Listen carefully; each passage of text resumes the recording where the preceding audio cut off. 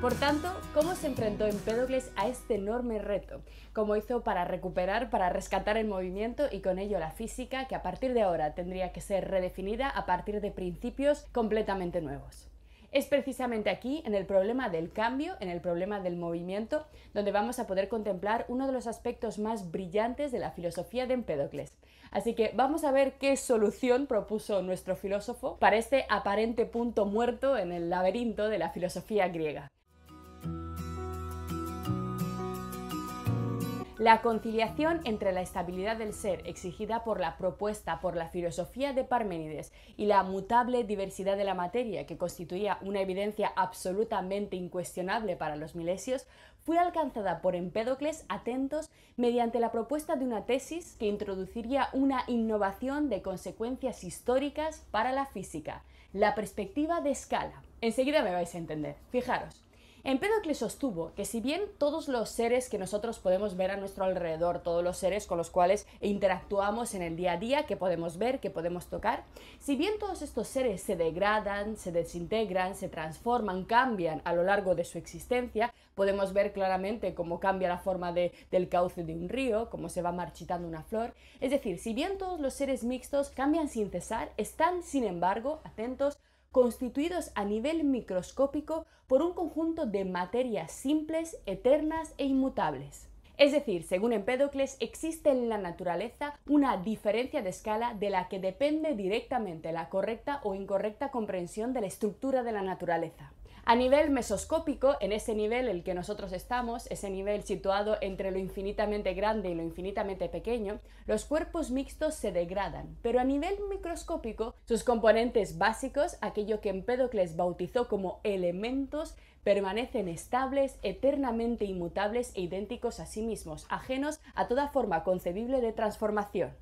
La combinación, por tanto, entre la idea de la perspectiva de escala y la noción de elemento constituye la segunda gran revolución en la física, una de las más grandes revoluciones después de su propio nacimiento y de su definición como disciplina nueva, como disciplina completamente diferente, como filosofía de la naturaleza.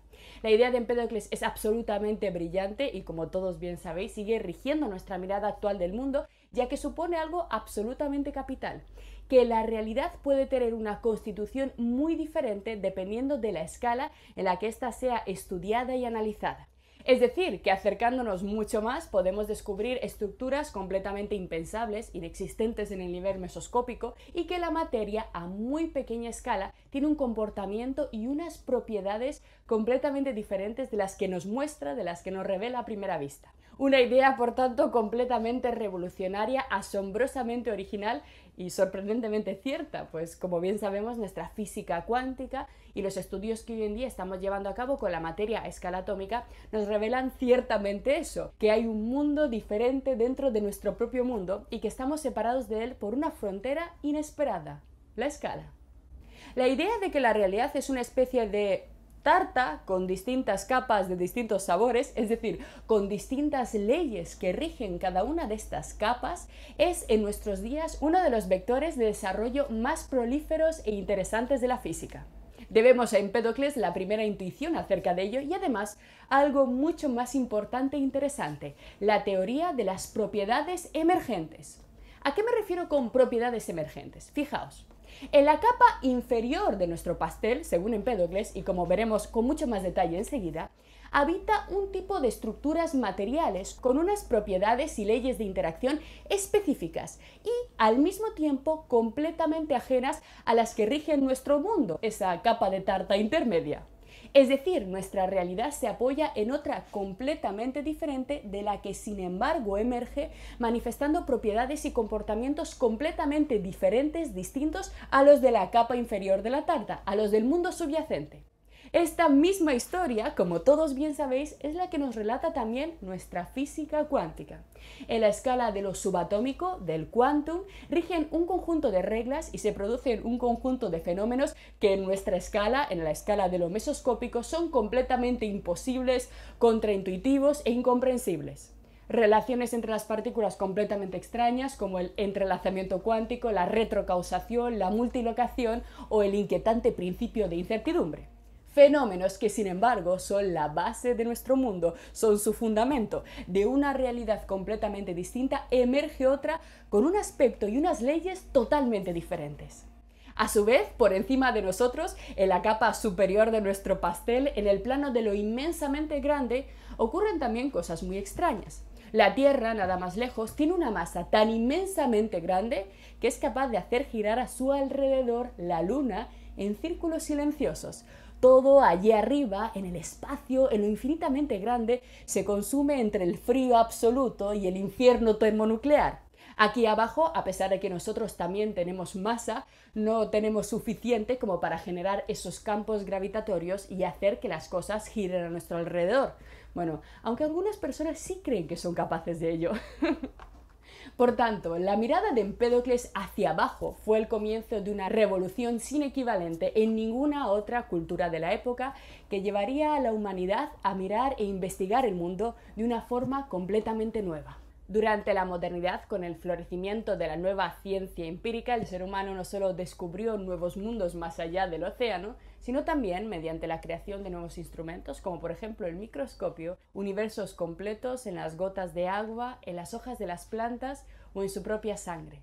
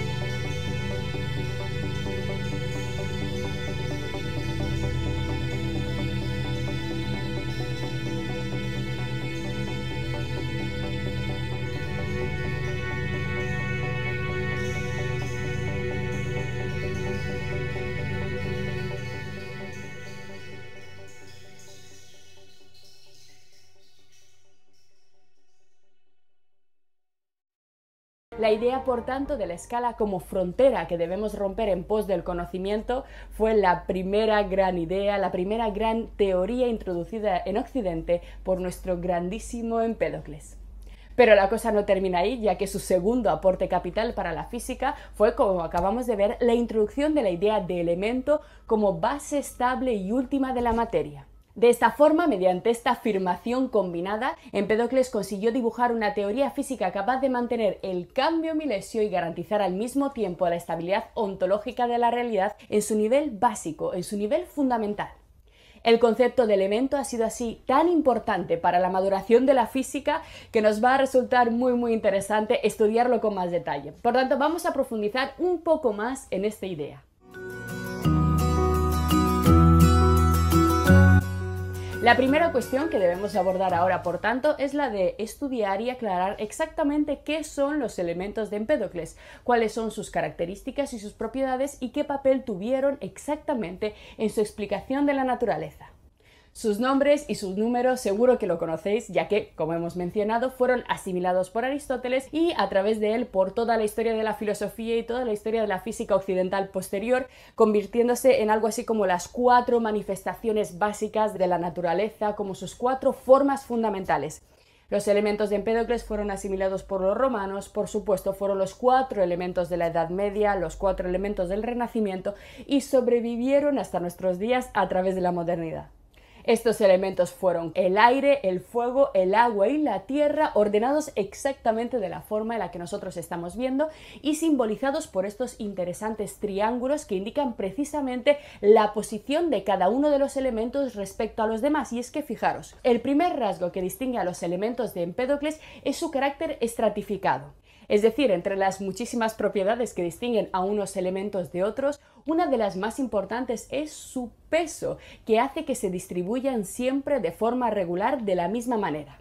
La tierra es el elemento más pesado y el aire el elemento más ligero, por eso están marcados con estas dos líneas horizontales, y los dos elementos intermedios son el fuego y el agua, que tienen dos movimientos naturales propios que están simbolizados por los triángulos, que en realidad son algo así como flechas. El fuego siempre tiende hacia arriba y el agua siempre cae hacia abajo, de ahí que se indiquen las direcciones. Por tanto, el aire, simbolizado con esta línea como el elemento superior, que se estratifica siempre por encima de todos los demás, el fuego, que siempre tiende hacia arriba, el agua y finalmente la tierra, la más pesada, que siempre está en el centro. Empédocles, además, como todo buen griego de la época, era geocentrista, y esta visión estratificada de los elementos le hizo muy fácil explicar por qué las piedras caen siempre hacia el centro, por qué la tierra es el centro del universo, es lo más pesado, de ahí que se llame tierra, porque está hecha del elemento más pesado de todos y por tanto ocupa el centro, y por qué alrededor de ella, en diversas capas, se van colocando el resto de elementos dependiendo de su peso.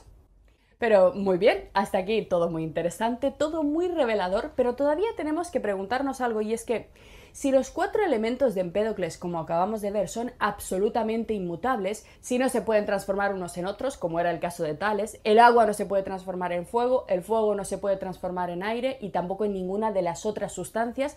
¿Por qué? Para no infringir el paso ilegítimo de no ser al ser. Si esto es así, ¿cómo diablos se ha producido la enorme variedad de seres y de tipos de materias distintas que nosotros experimentamos en la naturaleza dentro de la explicación física de Empédocles?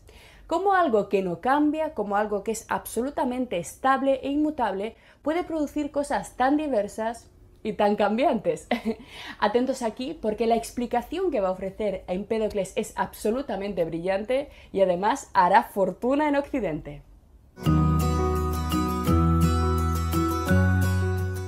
Manteniendo sus propiedades completamente inalteradas, sin sufrir ningún tipo de cambio o alteración, los elementos de Empédocles son capaces de dar lugar a toda la gran variedad de sustancias que nos rodean, atentos, mediante un proceso de mezcla basado en diversas proporciones y posiciones espaciales de cada uno de los elementos respecto de los demás. Repitámoslo una vez más porque es extremadamente importante que tengamos clara esta idea. Fijaros, según Empédocles, todo lo que existe, el universo en su totalidad, está hecho de cuatro elementos, de solo cuatro elementos inmutables.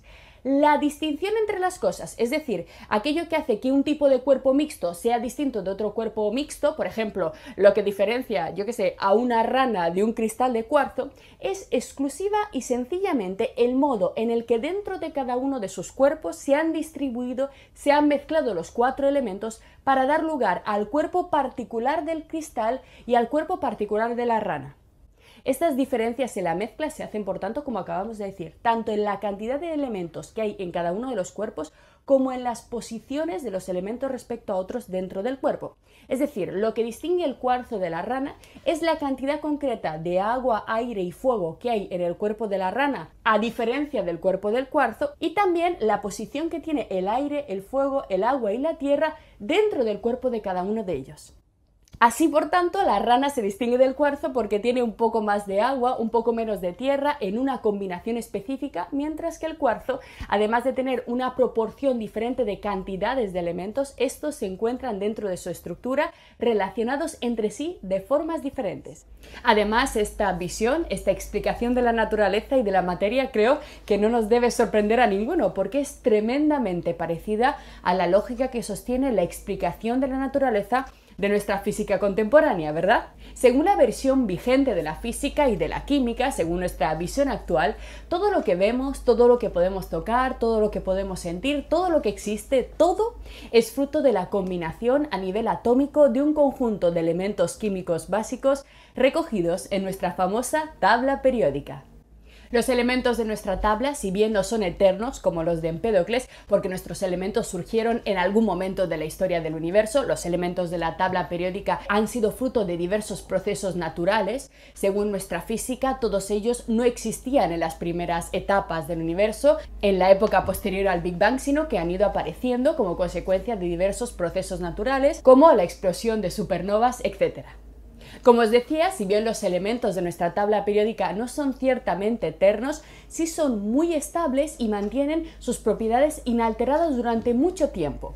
Y además, y aquí está lo más importante, estos elementos simples mezclados entre sí en lo que nosotros llamamos estructuras moleculares dan lugar a compuestos químicos que, como bien sabemos, revelan propiedades completamente diferentes a las propiedades que tienen los átomos por sí solos. Un ejemplo sencillo para que podamos entenderlo.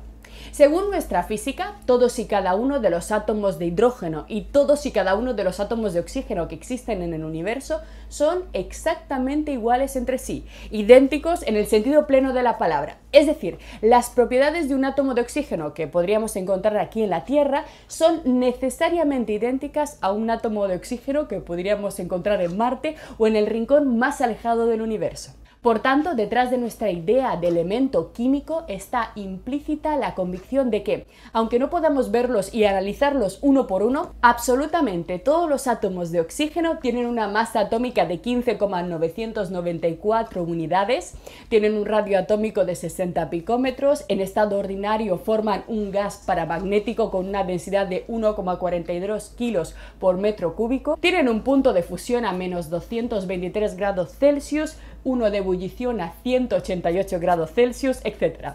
Es decir, todos y cada uno de ellos tienen exactamente las mismas características y se relacionan con el medio de la misma forma. Pues bien, separados, los átomos de oxígeno y los átomos de hidrógeno manifiestan un tipo de cualidades, un conjunto de características propias, pero unidos de esta forma tan específica, en proporciones con dos átomos de hidrógeno y uno de oxígeno, y con esta distribución espacial tridimensional concreta, solo así da lugar a ese maravilloso líquido que permite la vida en la Tierra y que nosotros llamamos agua.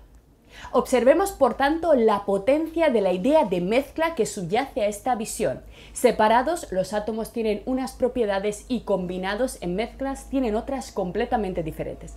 Pues fijaros, en este mismo sentido, basándose exactamente en la misma lógica de elementos estables, cantidades, proporciones y posiciones en el espacio, Empédocles también defendió que la mezcla de sus cuatro elementos, la mezcla y no la transformación de un elemento en otro, sino la mezcla en proporciones y posiciones espaciales era lo que verdaderamente explicaba todo lo que vemos, toda la naturaleza, tanto el movimiento como la estabilidad de las cosas que existen en el mundo natural.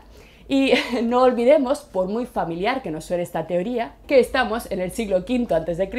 y que fue en este momento de la historia del pensamiento griego donde se plantó la semilla de esta increíble descripción de la naturaleza. Una visión que introdujo sin duda un giro de timón en la concepción de la materia tan brillante que conseguiría sobrevivir durante siglos hasta el punto de parecernos hoy en día, a nosotros, los habitantes del siglo XXI, algo obvio y absolutamente evidente. Gracias a este nuevo esquema de explicación, con Empédocles había llegado por fin el final del monismo, de esa antigua teoría, de ese antiguo dogma de la unidad de todo lo real, de esa teoría que nos decía que la apariencia de la diversidad era simplemente falsa y que en realidad todo se resumía a un único elemento, un único arjé o un único ser. En este punto, con Empédocles, el monismo, la unidad desaparece y con los cuatro elementos empieza la era del pluralismo. Comienza la era de la diversidad, de la variedad, de lo múltiple y de lo diferente, con diversas escalas, nuevas leyes, diversas formas de materia y propiedades emergentes. Una era muchísimo más compleja de explicar para los físicos, pero mucho, mucho más apasionante. Como siempre, una vez terminada la explicación, vayamos a lo que importa, que es la lectura de los textos originales, de los fragmentos de Empédocles, para ver a nuestro filósofo dejarnos completamente impactados con sus palabras, expresando estas increíbles ideas que, como todos sabéis, marcaron para siempre la mentalidad de los físicos occidentales. Nos dice Empédocles en este primer fragmento: «Necios, que no son, por cierto, del gran alcance sus mentes, quienes suponen que lo que antes no era, puede llegar a ser? Estúpidos los que piensan que de la nada algo puede surgir, tontos los que no entienden que la prohibición lógica de Parménides es cierta. El universo y las cosas no pueden salir de la nada, son eternos. O que algo puede morir o ser completamente destruido. Es decir, es imposible tanto el paso del no ser al ser como el paso absoluto del ser al no ser. La aniquilación tampoco es posible. Leámoslo otra vez. Necios que no son, por cierto, de gran alcance sus mentes. Aquí está la lógica en funcionamiento. Quienes suponen que lo que antes no era puede llegar a ser, o que algo puede morir o ser completamente destruido, ya que no hay medio por el cual algo pueda llegar a ser a partir de lo que en modo alguno es, y es irrealizable e inconcebible que lo que es pueda perecer. Doquiera uno pueda situarlo, allí siempre estará. Aquí está claramente la defensa, la adhesión completa de Empédocles a la teoría de Parménides de la imposibilidad del paso del no ser al ser. Y continúa. Yo te diré otra cosa. No existe nacimiento de ningún ser mortal, ni fin alguno en la execrable muerte, sino solo mezcla y separación de lo que está mezclado. Aquí está, esta es la clave de la teoría de Empédocles. No hay verdadera nacimiento, no hay verdadera creación, sino mezcla y separación de los elementos en proporciones diferentes según diversos momentos del tiempo. Nacimiento y muerte es el nombre que los hombres dan a estas cosas. Fijaros, estamos por tanto ante la teoría de un materialista estricto que, como estamos viendo, solo va a usar la proporción y la disposición espacial para explicar toda la realidad. Cantidad y posición bastan para explicarlo todo, pero nosotros, que no nos enteramos muy bien, a lo que es meramente separación y mezcla, lo llamamos nacimiento y muerte. A partir de aquí, de hecho, los textos van a ser mucho más interesantes y el siguiente es realmente explicativo y aclaratorio de todo lo que acabamos de ver. Porque a primera vista, al acercarnos a la teoría de Empédocles, nos parece en principio bastante absurdo que con solo 4 elementos parece muy pocos. Nosotros tenemos 118. Solo con 4 elementos seamos capaces, sirvan estos elementos para construir todo lo que vemos a nuestro alrededor. Parecen demasiado simples, demasiado pocos para mostrar la variedad de la naturaleza. Y sin embargo, Empédocles va a introducir en el siguiente texto una de las metáforas más bellas de su pensamiento, el ejemplo de la pintura. Atentos aquí. Nos dice Empédocles: como cuando los pintores están decorando tablas votivas, hombres ingeniosos y diestros en su arte, toman los diversos pigmentos en sus manos, mezclándolos en la proporción debida, más de estos y menos de aquellos, y dan lugar con ellos a figuras que se asemejan a las cosas. Aquí está la clave. Los pintores griegos usaban 4 colores básicos y mediante la mezcla en la proporción debida eran capaces de hacer dibujos, de representar cosas que se parecen a lo real, a lo que nosotros vemos. Y sin embargo, si nos acercamos a una pintura, ¿qué es lo que hay allí? Simplemente azul, rojo, amarillo, blanco, unos muy pocos colores para poder crearlo todo. Del mismo modo que los 4 colores básicos que usaban los pintores griegos bastaban para poder representar con ellos toda la variedad de dioses, de paisajes, del mismo modo los 4 elementos de Empédocles sirven para construir la realidad física, mezclándolos en la proporción debida, más de estos y menos de aquellos, y da lugar con ellos a figuras que se asemejan a las cosas, creando árboles, hombres, mujeres, fieras, pájaros y peces que se nutren del agua. Y atentos aquí, y hasta los dioses de larga vida y objeto de los más altos honores. Increíble. Evidentemente, como os he dicho, estamos ante un materialista que va a afirmar sin ningún temor que también los dioses, al igual que todo lo demás, están hechos de elementos. Así, no dejes que penetre en tu mente el engaño de que existe otra fuente que no sean los elementos, de todas las incontables cosas que se manifiestan con claridad. No hay otra cosa que la mezcla. Y atentos a lo siguiente, porque en este punto Empédocles va a introducir en la física occidental una de las metáforas más famosas que va a tener más fortuna y más empleadas incluso hoy en día. Seguro que todos habéis oído hablar o todos habéis oído en algún momento definir la naturaleza como una especie de compuesto de pequeños microscópicos ladrillos, ¿verdad? Seguro que todos habéis oído en algún momento la metáfora de los ladrillos. Todo está hecho con pequeños ladrillos, pequeñas piezas que dan lugar a las macroestructuras que nosotros vemos. Pues esta metáfora también fue introducida por Empédocles. Atentos. Nos dice Aristóteles en una noticia acerca de su filosofía. ¿Cómo es el cambio según los que siguen a Empédocles? Tiene que ser algo semejante, atentos, al ensamblaje de un muro de ladrillos y piedras. Aquí está la metáfora. Su mezcla tiene que ser de elementos que se conservan tal como son. Efectivamente, en un muro de ladrillos, los ladrillos no desaparecen, no se diluyen unos con otros. Si nos acercamos al muro, los veremos con toda claridad, pero de lejos generan la ilusión de ser una estructura completa y unitaria. Su mezcla tiene que ser de elementos que se conservan tal como son, pero que se hayan combinados en pequeñas partículas unas junto a otras. De esta forma ocurre con la carne y con todo lo demás. Esta es la famosa visión fragmentaria de los ladrillos de la naturaleza. Y finalmente nos dice Galeno. Empédocles dice también que nosotros y todos los demás cuerpos terrestres se componen de los mismos elementos que Hipócrates cita. Hipócrates había empleado también los 4 elementos tradicionales de Grecia, pero que no están, sin embargo, completamente mezclados entre sí, sino que permanecen al lado y en contacto con cada uno de los otros en pequeñas partículas. Absolutamente maravilloso.